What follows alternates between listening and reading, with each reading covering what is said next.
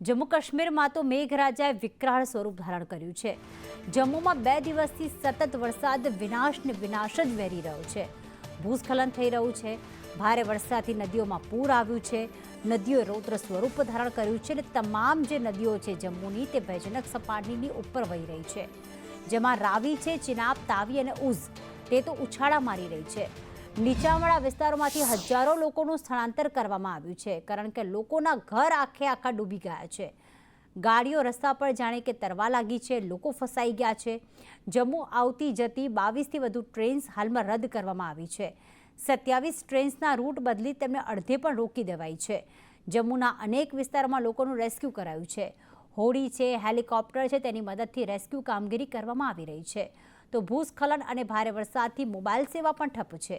Emergency સેવાઓને પણ મોટા પાયે અસર થઈ છે।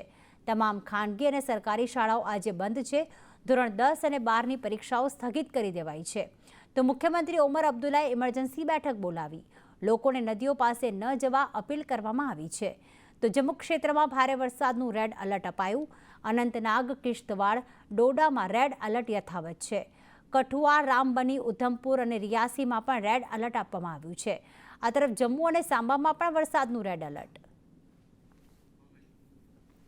તો હાલમાં ખાનગી સરકારી શાળાઓ બંધ કરવામાં આવી। ધોરણ 12 અને 10ની જે પરીક્ષાઓ હતી તે પણ સ્થગિત કરવામાં આવી છે, કારણ કે જમ્મુના તમામ વિસ્તારમાં માત્ર વિનાશના દ્રશ્યો જોવા મળી રહ્યા છે।